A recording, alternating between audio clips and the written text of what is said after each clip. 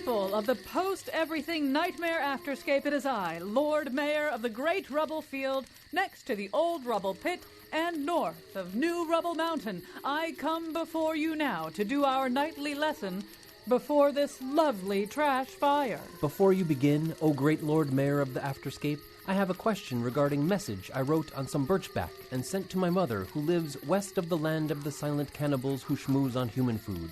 You're going to have to bring that up with our Director of Information Technology. Who's that? It's that Jack Russell Terrier sitting right over there.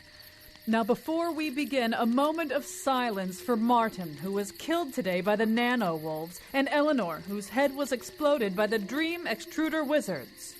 That's plenty. Also, some love for John Paul, who today got us, wait for it, a functional shopping cart. Now, tonight's lesson will be a reading from a work of Cyberpunk. What is Cyberpunk?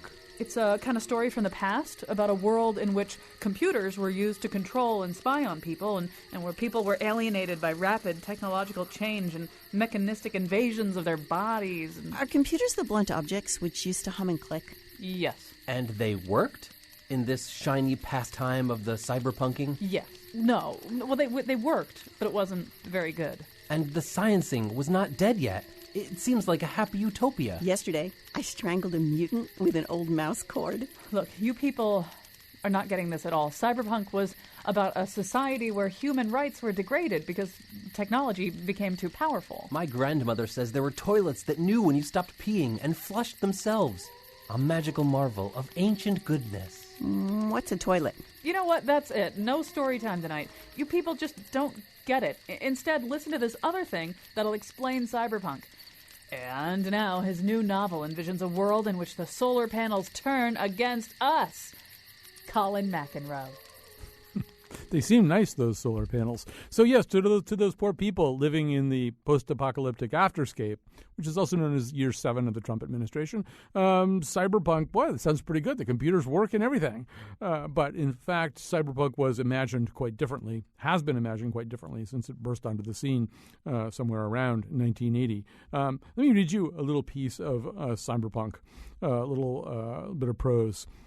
Over the past year or two, someone has been probing the defenses of the companies that run critical pieces of the Internet.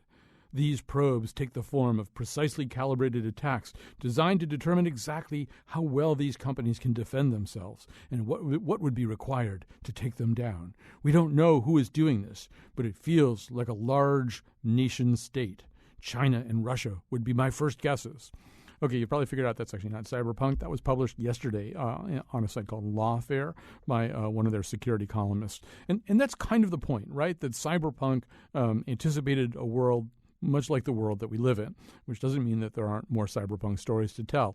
And we have guests here today to, explain to you how cyberpunk came to be, what its values and its aesthetic are, and then also what stories still exist to tell within that genre, within that vein. In studio with me is Lee Grossman, who teaches at the University of Connecticut and is the author and editor of more than a dozen books, including Sense of Wonder, A Century of Science Fiction. This is a compilation sitting right next to me. It's a massive compilation of science fiction. You could work out with it. Paul DiFilippo has written more than a dozen books, including the Steampunk Trilogy and Fractal Paisleys. John Shirley has written novels in just about every genre, from horror to historical to fantasy. He's also the author of City Come A-Walkin', which is considered by some to be the first cyberpunk novel. And a little bit later, towards the end of the show, we're going to talk to one of our favorite TV critics, Willa Paskin from Slate. We're going to talk about Mr. Robot, which is winding up its second season, kind of regarded to be one of the instances of cyberpunk, the cyberpunk aesthetic, making it onto the television screen. There's lots of cyberpunk movies. We'll be talking about those too. But Lee Grossman, I'm going to have you get us started. We always have kind of a multi-faceted audience. Some people are probably fairly well imbued in the world of cyberpunk and have read a lot of novels and seen the movies and can throw the term around. And for other people, it might be a completely new word. So help us out here. When we say cyberpunk, what are we saying? Well, thanks for having me. I think we're talking about two different things. The visual aesthetic of cyberpunk, which we've sort of gotten away from. Super influential, probably best known for things like the visual of Blade Runner, and hugely influential in things like anime. But I think when we talk about cyberpunk today, we're talking a lot more about this underlying sense of, world run by giant corporations, people who characters who don't have any realistic hope of victory, but are still fighting on, but aren't going to win. They don't necessarily have good odds. Even the things that seem like good guys are bad guys in many cases. I think something that came out of that, late 70s, when I was a kid, it seemed like a revolutionary time. I was, working the phone lines for the ERA. It seemed like civil rights movement was about to, accomplish things. The women's rights movement, gay rights movement was just getting started. And then it all sort of came crashing down. And, not only was there this huge counter movement, but it was super well funded and super corporate. And I think there was a big response to that. And a lot of cyberpunk came out of that sense of there is no revolution within the system. There's no way to change things that we thought, control that we thought that we were going to have, things that we thought we were going to change have all turned into talk about tax cuts. Well, there's one place that cyberpunk reaches back to for a lot of its ethos, right? I mean, in some ways, it was the science fiction extension of what we consider to be noir detective fiction. It's not true in every single work of cyberpunk, but there's this idea of this lone hero, sometimes a person kind of damaged by something else that had happened to him before in this particular world, trying to right certain wrongs, trying to extract some kind of meager moral victory in a world that doesn't necessarily reward or enshrine morality. You mentioned Blade Runner. We can't give you listeners the visual aesthetic of Blade Runner that Lee Grossman mentioned, but we can remind you a little bit of the sound of it. This is Harrison Ford playing Rick Deckard, who's an investigator. He's a detective. He's a noir detective. He's trying to figure out whether a character named Rachel is an android known as a replicant in the world of Blade Runner. You're reading a magazine, you come across a full-page nude photo of a girl. Is this testing whether I'm a replicant or a lesbian, Mr. Deckard? Just answer the questions, please. You're watching a stage play. A banquet is in progress. The guests are enjoying an appetizer of raw oysters. The entree consists of boiled dog. Would you step out for a few moments, Rachel? She's a replicant, isn't she? I'm impressed. How many questions does it usually take to spot one? I don't get it, Tyrell. How many questions? 20, 30 cross-referenced. It took more than 100 for Rachel, didn't it? She doesn't know. She's beginning to suspect, I think. Suspect? How can it not know what it is? Commerce is our goal here at Tyrell. More human than human is our motto. Rachel is an experiment, nothing more. We began to recognize in them strange obsession. After all, they are emotionally inexperienced with only a few years in which to store up the experiences which you and I take for granted. If we gift them with a past, we create a cushion or pillow for their emotions, and consequently we can control them better. Memories. You're talking about memories.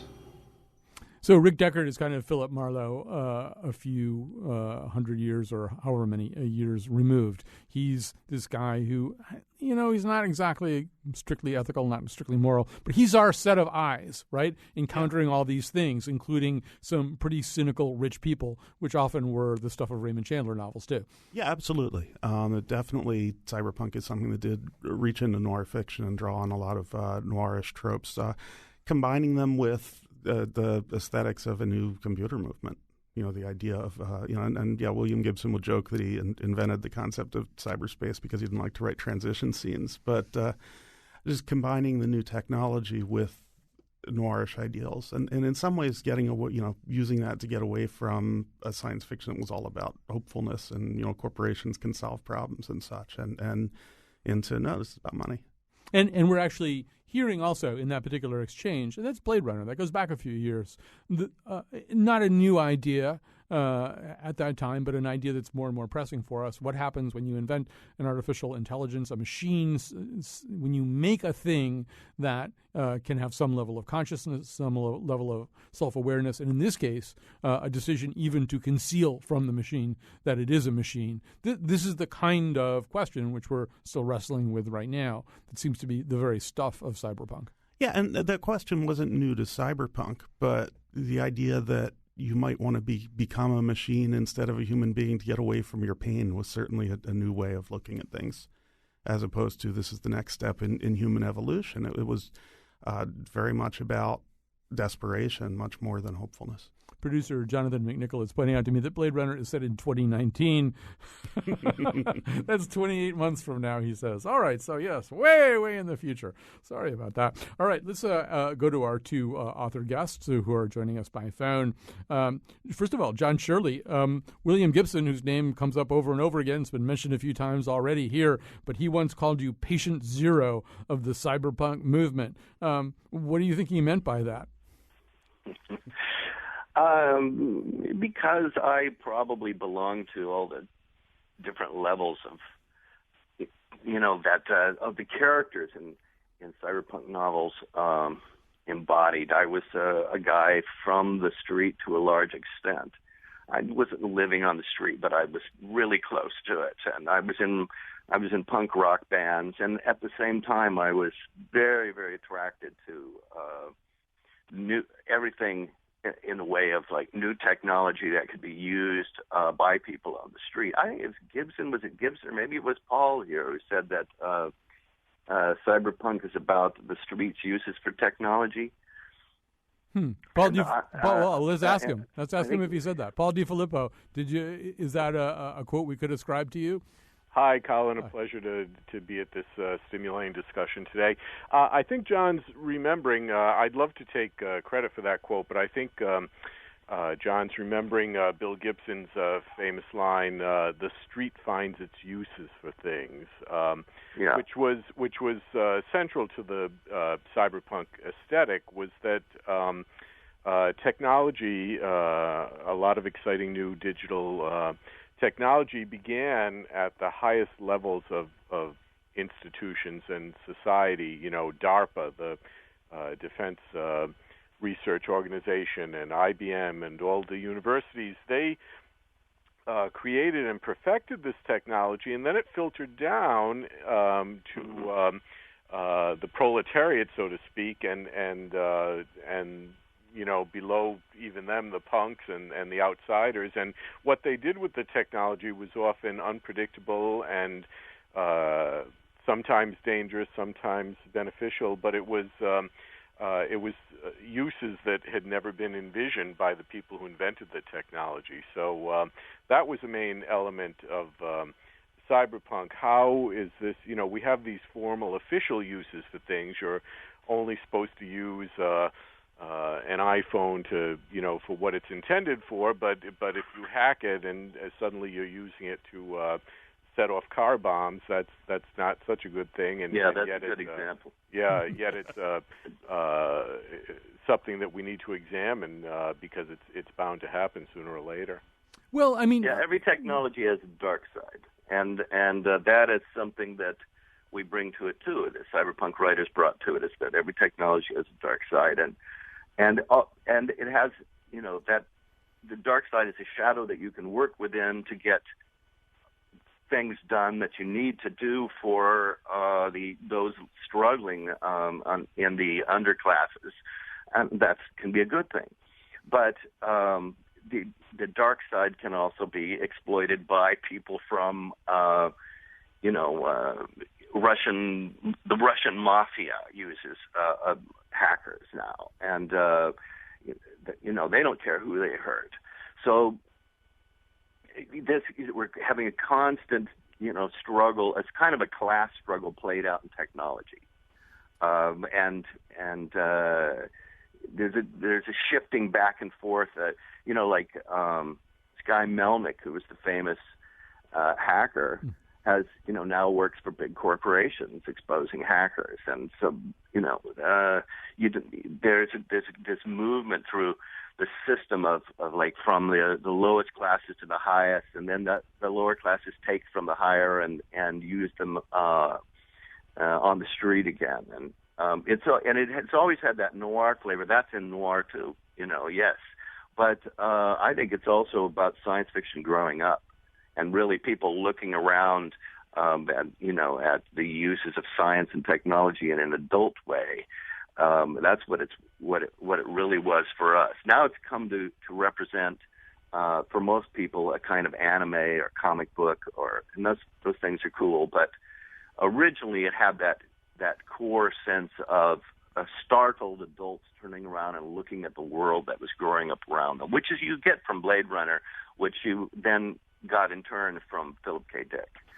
He was really the godfather of cyberpunk, Philip K. Dick. But, Paul, when we talk about a dark side, I mean, it seems to me that that most cyberpunk narratives begin with a notion of something that has fallen already, right? There's this Edenic corruption that has gone on. The egg is cracked. The apple is bitten into. Whatever was going to be really good or had the option or the possibility of being a gleaming utopian delivery system of technological relief and maybe transience or transcendence, it's broken. It didn't work. It got hijacked by people with a lot of money and power and influence. So maybe I'm wrong about this, but no, that's an excellent point. It's in a lot of senses the cyberpunk protagonist was on kind of a redemptive course. They did see this shattered landscape, these broken dreams, and even if they were just trying to carve out a little personal niche of relief and safety for them and their friends, there was, I think, always a attempt to, because that's the Philip Marlowe role. He's got to right the wrongs that are out there, even if it's only for one individual case, one individual murder or bribery case. He's trying to restore the balance. So I think, the cyberpunk was not on the side of the darkness by any means. It acknowledged the darkness. Sometimes that was the starting place, as you mentioned. But I do think that there were always some redemptive, there was a redemptive impulse in the literature at its best. So, go ahead. Lee Grossman, I want to just go to you for a second. You may want to respond to what they just said. But I also I want to talk about how quickly this vision took hold, too. So, whatever it was that began somewhere around 1980. We can nitpick about what the first thing ever was. But by the late 1980s, this was like a really dominant aesthetic, at least in terms of visions of the future. Try to picture what the next phase of life is going to be, and you were getting this. Yeah, although the movie Blade Runner bombed when it first came out, for all that it became a cult hit later. I think there's an uneven development issue there. I kind of push back a little bit about, cyberpunk isn't dystopian in the sense of the Hunger Games kind of thing. The whole world hasn't fallen. And in fact, to people on the inside, it is utopian in many cases. It's dystopian to the people who've been left behind, the people who have, are the cyberpunk characters. In much the same way the 50s are pushed as this golden age for a lot of people, unless you were black or female or someone who wasn't on the inside, and that's who the Philip Marlowe was pushing for. It's broken, but it's not broken for everybody, and it's broken in a way that you get a lot of pushback against the characters of, no, you're the one breaking it, when in fact they're the only ones fighting back against the system. It seems in the real world, you've got guys like Professor Steve Mann up in Toronto. You see him on the new Werner Herzog movie, Lo and Behold, and you can find him on the internet. He has a permanent device that's like bolted to his head that allows him to look at the world with more acuity, he thinks, and certainly with more technological sensitivity as he moves through it, and he's invented all these wearable devices, and he, guys like him are the fulfillment to some extent of what we predicted. And he's also got this thing that fascinates me, this idea of surveillance, and this kind of applies to what you were just saying, that it's this looking from below at technology that's looking from above. So you're using technology from literally, again, from the street level, to look back at the surveillance that's going on. You're staring back at surveillance, and It's this constant surveillance, this cameras everywhere, and facial recognition that's coming in more and more. Well, he's got devices that show you literally when these fields are turned on around you, where when you're in the field of a camera, and help you look back at the surveillers. That's kind of that's real, but it's also very symbolically something cyberpunk, right from the stories. Yeah. No, I use my novel Black Glass. Sorry, go on. No. Well, I mean, in fact, there's so many ways that we could go from there, including the fact that, in some ways he's like the last stronghold of the French Foreign Legion or something. I mean, there's a society that we live in that's sort of given in on a lot of that stuff. I mean, people are very comfortable, I think, for the most part, or have just latently accepted the idea that they're on camera, they're being monitored. I don't even know if there's the requisite amount of outrage from most people. But we can come back to that in a second. But one thing, Paul, I wanted to talk a little bit about too. I think another thing that cyberpunk anticipates in a really interesting way, both aesthetically and politically, is the notion that the resting state of the American hegemony is not going to last much longer. And of course, I mean, that's another reality we're probably living right now. There's this sense that the aesthetic of cyberpunk swings over, first of all, to a much more Pacific Rim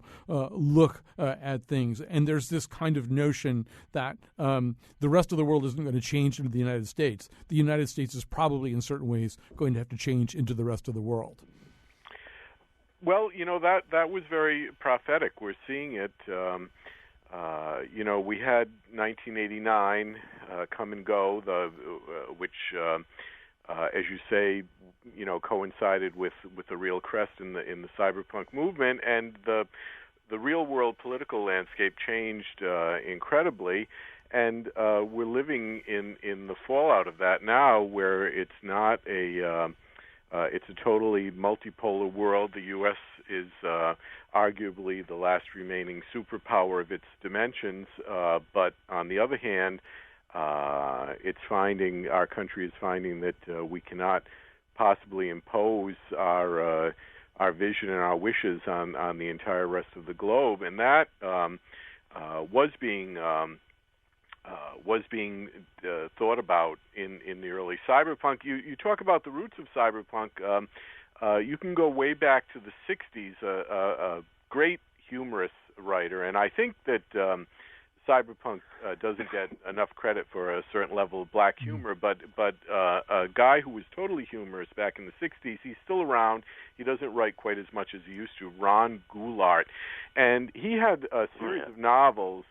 He had a series of novels about a fragmented USA that I read as a kid and were just seminal influences on me when, even in the background of my writing, when I was thinking in cyberpunk terms. And I need to go back to them because, as I recall, the USA had fragmented into enclaves, rednecks in the South and liberals in California and the West Coast and stuff, and it was very premonitory of a lot of the stuff that cyberpunk was thinking about, and maybe even a political landscape that we're looking at today. So science fiction did have, there were always precursors and forerunners to these concepts, and it's fascinating to put together a lineage of this kind of stuff. All right, we're going to take a quick break here. We're going to come back. We've got more to say about all this, especially the way in which we maybe are kind of living in cyberpunk as opposed to reading it to get ready for what we're going to live in. As they fall asleep, will robots dream of electric sheep? Sometimes, what's most important is to see how far.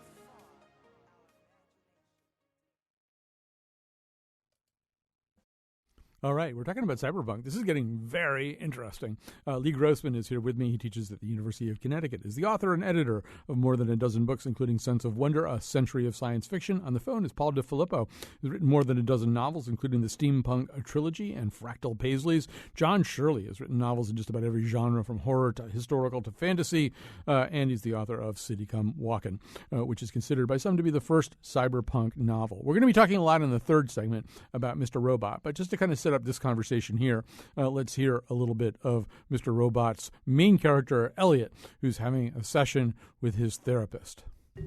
I know you have a lot to be angry about, but keeping it to yourself and staying quiet like you're doing, it's not going to help you. There's pain underneath, and that's where our work needs to go. What is it about society that disappoints you so much?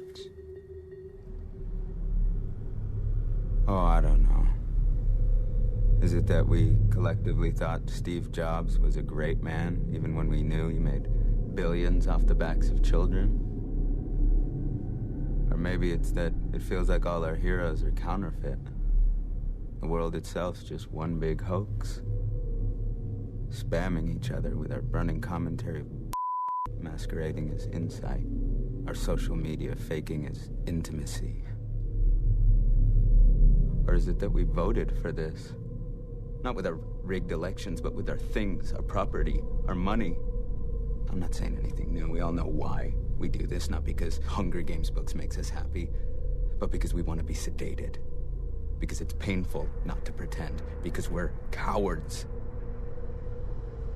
Society. Elliot, you're not saying anything. What's wrong? Nothing.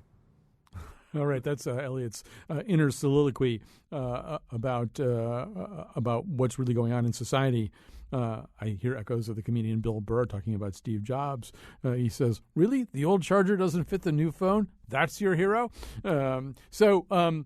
Lee Grossman, this kind of feeds into something you were saying during the break, which is that to a certain degree, we have absorbed the kind of dark paranoia about the stranglehold that maybe transnational corporations have over our political process. It's probably even seeping into our attitudes right here in 2016. Yeah, I think that's a big part of the resurgence of cyberpunk as an ethos, that sense of you talked about nation states then the end of the last segment, and with the latest treaties and with ISDs, there's a sense of helplessness that even the nation state is helpless, that these corporations can sue and win and force repeal of even anything nation states can do and try and make things better for people, that there's a certain helplessness against that, not just by the cyberpunk characters, but by the governments themselves. Which, I mean, I think when you were saying, I think this is a great point, when you regard a candidacy like Hillary Clinton's where, her platform is incredibly people-oriented and liberally oriented. It's really about a lot of the kinds of services that people really hope the government can provide to them. But there's some way in which people who might be expected to buy it don't buy it. Yeah, I think partly because you read Cyberpunk and the heroes expect to be betrayed. There are no good options. So even when you have someone who's running on an incredibly liberal platform and is doing all of the things that on one hand we may want, there's this expectation of she's friendly with bankers. We know how this cyberpunk story ends. We're going to be betrayed. It can't be real. John Shirley, not that you were necessarily trying exactly to warn people, but you heard Elliot from Mr. Robot talking about how people vote with their devices, with their purchases. Matthew Kressel recently wrote, YouTube has a VR channel, virtual reality channel. Amazon.com delivers packages by drone. People wear computers on their wrists, and you've even got stuff like Fitbit. The NSA listens to every byte crossing the world. People regularly interact with AIs. I mean, in a lot of ways, cyberpunk has come true, but a lot of it's become true volitionally. We buy and use a lot of stuff that insert us into that world. Rather than being out on the streets being this rebellious hero, we've kind of gone along really happily with a lot of this stuff. Do you feel as though cyberpunk lost? Well, it was about, drama and individual dramas. So it didn't really have some kind of big overarching political theme in that sense. But that was mostly a subtext. Although in my novels, A Song Called Youth, they got very political. And they were very much about sort of neo-fascism that creeps in the future. But really, it's about the struggle of the individual. But, I really loved that line in that you just played from Mr. Robot about the intimacy is being replaced, or people are trying to replace it with social media, and that's very true. It's something very pathetic about social media addiction, and we all indulge in it for various reasons, but we're sort of getting up to our waist in it, and it's rising, and it's coming up to our breastbones, and pretty soon it'll be up to our necks, and you see people on the street, they're satirized all the time, and in like political cartoons, and you see people walking around with one another but staring into their phones, and so it is unsettling, because those phones do in fact emanate from big companies, and just try and talk to one of those companies about your real issues with your phone. It's so hard to get through the layers into to actually communicate with them. They act as if you can communicate with them, but you can't, and that itself is symbolic. It's like makes them very monolithic. But Paul was the guy who turned me on to this movie, Hyper Reality from Matsuda. And have you seen that? I haven't seen it. No. It is. You can find it on the internet. It's a short film. Presents a provocative and kaleidoscopic vision of the future, where I'm reading this. Physical and virtual realities merged, and the city is saturated with media, and somebody has something like Google Glasses and more, and there's this lady in South America, and she's just going through her day trying to interface with all this stuff, and she's being bombarded by it, and everything around her that she sees is, in a way, it's supposedly sold to us as a higher relationship with life and the world around us, but in fact it's just more advertising, just more layers of advertising that come at us in a whole nother way, with just a few helpful adjuncts. But essentially, what we're being sold something that is just a form of commerce as a great gift to us all the time. So people are beginning to be skeptical about it. They're just beginning to recoil now, I think, in a visceral level. I want to example. I want to try to stand that on its head, and I'm going to have Paul DiFilippo do the heavy lifting for me. So, another prism through which we could look at this whole question, or maybe another way we could use cyberpunk as a prism to look at a question, would be in the Apple encryption case, right? This is something that's dragged on, been an interesting public debate for about 12 months now. This whole question about whether Apple has to give up its encryption to the federal government in order for the federal government to help fight San Bernardino-style terrorists. This is important information for the government to have. So now we're kind of inverting what John was just talking about. Apple is almost potentially heroic in its stance, saying, no, you can't have that stuff. Or maybe Apple can never be heroic. But you could at least argue, Paul, that cyberpunk and the cyberpunk ethos at least gives people some kind of mental equipment to think about a case like that one. Who's the good guy? Who's the bad guy? Maybe there's just two bad guys. That seems very much like a cyberpunk question. Well, let me take a running start at this at this fascinating topic. To go back a little to you were talking about how we're living in a cyberpunk world, and perhaps we didn't, for some reason, all our warnings got ignored. I think the most famous case of a prophecy that actually defeated itself and prevented the thing from happening is still 1984, George Orwell's famous book. And many people will argue that the reason we never fell into a post-World War II scenario that resembled 1984 is because of that very book. It was such a powerful, dramatic warning that it forestalled the actual happening that it was intended to warn against. So that's a pretty high standard to measure cyberpunk against. And I don't think any piece of science fiction before or since has ever quite accomplished the same thing.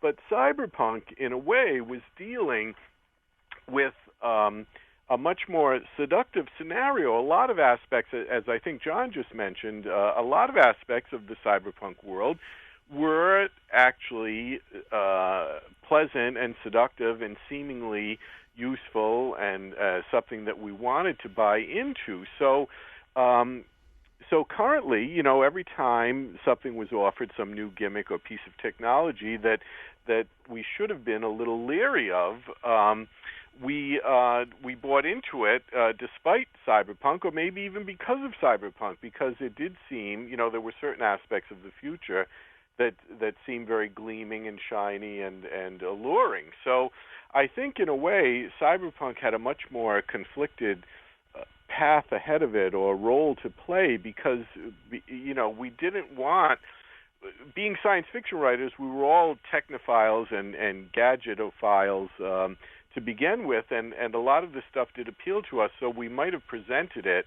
in ways that were not that were conflicted, that were not totally prohibitive and were somewhat alluring. So we do, the literature does hold some role to play in us, in the current landscape that we inhabit. Maybe we made cyberspace look a little too alluring, and that explains why we're all hooked on social media these days. All right, so Lee Grossman, you get the last word of this segment. Yeah, I think social media really is an illustration of cyberpunk on both sides. On the one hand, it's something that very cynically exists just to sell advertising information, just to, Facebook exists to harvest your information and sell it to advertisers, in return for which you get social benefits. On the other hand, you have an awful lot of people who are, through social media and the social media that's tied into games and such, really tied to people online where they don't feel tied to anybody in person. Tied to people in cyberspace in a way that they don't necessarily feel connectedness in real life. And that's not a bad thing. Obviously, we've, in all the ways that Elliot talks about, we've kind of voted with our own ideas and also with our own search for security. I mean, I mentioned the Apple encryption case. A lot of people actually think the government should just get all that stuff so they can protect us from terrorists. It's not unusual to see articles saying we need more cameras, we need them now, the case for surveillance. After the Boston bombing, there were articles like that saying, yeah, put up more cameras, keep us safe. So we're going to take a little break. We're going to come back. We're going to talk about television's most salient example of the cyberpunk mood right after this. Soft circuits jumping, the pin code to happiness, access denied.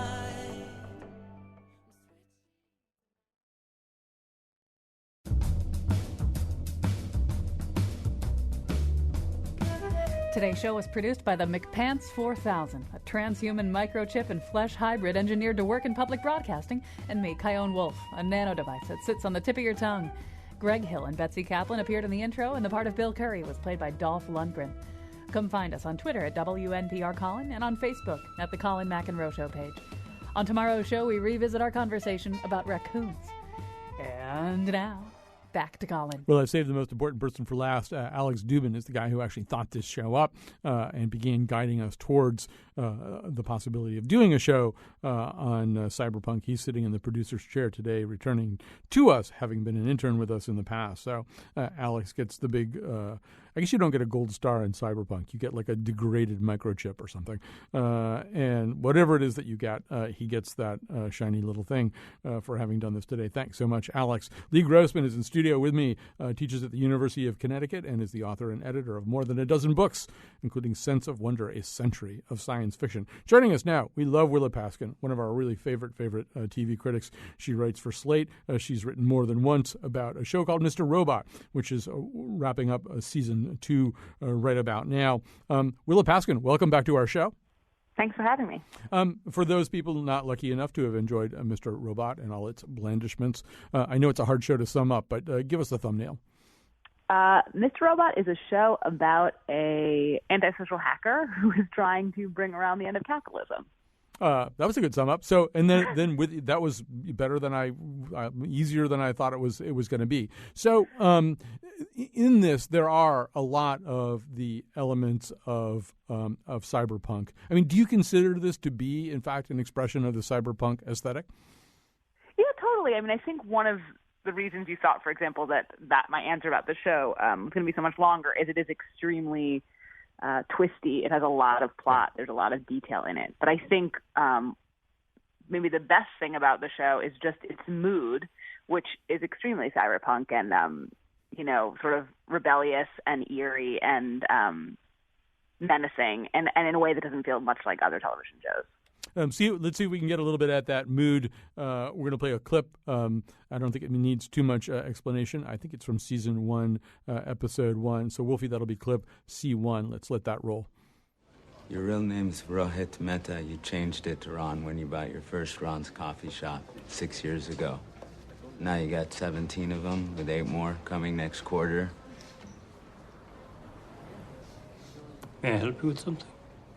I like coming here because your Wi-Fi was fast. I mean, you're one of the few spots that has a fiber connection with gigabit speed. It's good. It's so good, it scratched that part of my mind. Part that doesn't allow good to exist without condition. So I started intercepting all the traffic on your network. That's when I noticed something strange. That's when I decided to hack you. I know you run a website called Plato's Boys. Pardon me? You're using Tor networking to keep the servers anonymous. You made it really hard for anyone to see it, but I saw it. The onion routing protocol, it's not as anonymous as you think it is. Whoever's in control of the exit nodes is also in control of the traffic, which makes me the one in control. So, Lee Grossman, you can draw a pretty straight line, or unbroken line anyway, from, say, Robin Hood to Philip Marlowe to Elliot here in Mr. Robot, at least in the sense that Cyberpunk plays on a very old trope, the idea of somebody who's a little bit more moral than the immoral system around him, trying to right wrongs, sometimes using borderline illegal or flat-out illegal methods, but essentially robbing from the rich, giving to the poor. In this case, it's more at the level of data. Yeah, absolutely. Here, there's not much to rob or give, but he's at least doing the right thing when he can. He's forces bad relationships to end at times. I mean, things that are small, and there aren't big victories that are really attainable for him. For all that he's got this intent to bring down capitalism, it's not going to go well. Nothing is going to go well. The best he can hope for is to be out of pain for a while. So, Willa Paskin, you've raised a really interesting question about Mr. Robot. I'm going to read your money quote about this because, Mr. Robot does have this incredible anti-capitalism. Bring down the big corporations. They couldn't be more evil. They're so evil, they're called Evil Corp. Bring them down. Here's a quote from one of your pieces. Mr. Robot is like an iPhone with an I hate Apple ringtone. Both are beautifully designed, powerful products that are superficially conflicted about being beautifully designed, powerful products. For all that Mr. Robot invites us to think about global financial issues, the unchecked power of technology, and imminent societal collapse, it also demonstrates just how efficiently capitalism co-ops all critiques. It can even turn a criminal hacktivist into the poster boy for a cable network. So this is sort of your Theodore Razak point, Willa, that as subversive as Cyberpunk might have seemed to be at times, it's still not something that can't be turned into a way to sell razor blades or whatever's coming up on the commercials. You should see, if you watch Mr. Robot in real time, the commercials that air between Mr. Robot are often in Mr. Robot mode, like for security. Like other companies are selling like security devices for computers in the commercials from Mr. Robot. It's almost like you think they're fake commercials, but they're not. It's so trippy. Yes, like Mr. Robot is an extremely successful television show. It is a product. It's been really, really successful for USA. So as subversive as its message may or may not be, and I think in some ways it is really subversive and it really does have this sort of unique and furious tone, it's still making a company a ton of money. So is there anywhere, Willa, to go from there, though? In other words, I mean, in a way, that's like the conclusion of a fairly bleak cyberpunk novel, that that some character thinks he's invented this incredibly subversive thing, and at the end it's effectively being used, all of his force is being used in a kind of corporate jujitsu where his strength is turned against him to bring about his own downfall. Is your view of it necessarily that negative, or is this at least a way for a couple of possibilities to be juggled in the air more or less at the same time? Well, I mean, if you take that really bleak view, I mean, you have to think.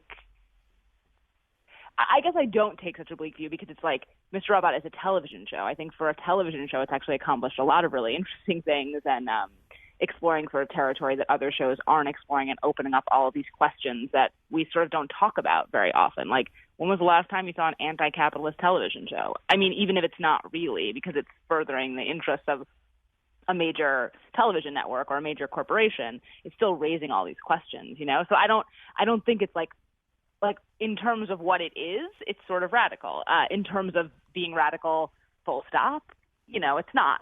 But I think it's done more to sort of spark some conversation about these kind of questions that we just weren't having before. I'm actually pitching HBO right now on a sequel to Curb Your Enthusiasm that actually stars Bernie Sanders instead of Larry David, and it will be an anti-capitalist television show. It'll be Curb Your Enthusiasm, but much more distrustful of the man. So, Lee Grossman, this is, in some ways, it's at the heart of any kind of outsider genre, any outsider aesthetic, is the question of, success means you're not so much on the outside anymore. How do you react to Willa's critique that, to a certain degree anyway, anything could be co-opted, even something like this? Yeah, I mean, but I think that's been at the heart of cyberpunk forever. I think one of my favorite stories, Pat Cadigan's Pretty Boy crossover, and she's a wonderful cyberpunk writer who didn't come up in this conversation somehow. But where there's victory, it has a sort of a happy ending, but it's a temporary victory. We have no idea if the character is going to endure. He's able to resist this for the moment at the end of the story. He's able to make things better for one person for one night, and that's a victory of a sort. It isn't about destroying capitalism, and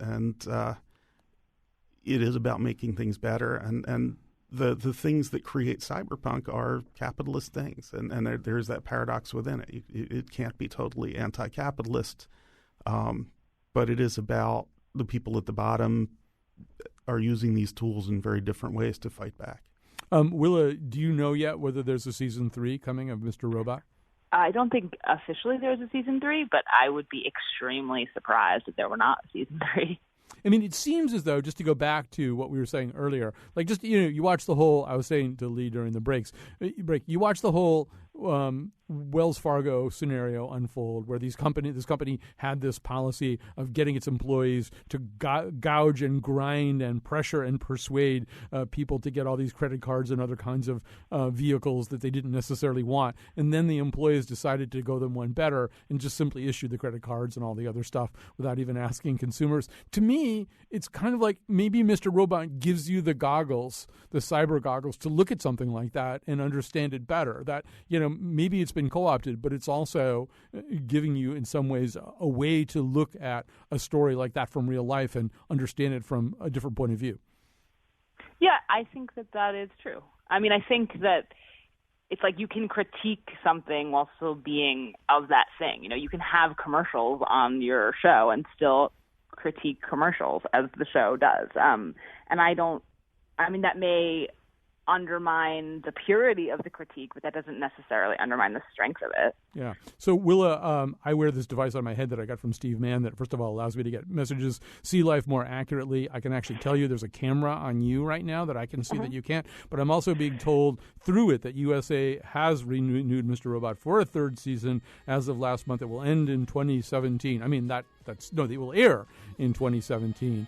Listen, thanks very much to Willa Paskin. We love her writing. Well, we have really enjoyed having Lee Grossman in the studio, and certainly our other guests, John Shirley and Paul DiFilippo, who are seminal writers in the world of cyberpunk. Great show by Alex Dubin, working with Jonathan McPants. We'll be back tomorrow with Raccoons.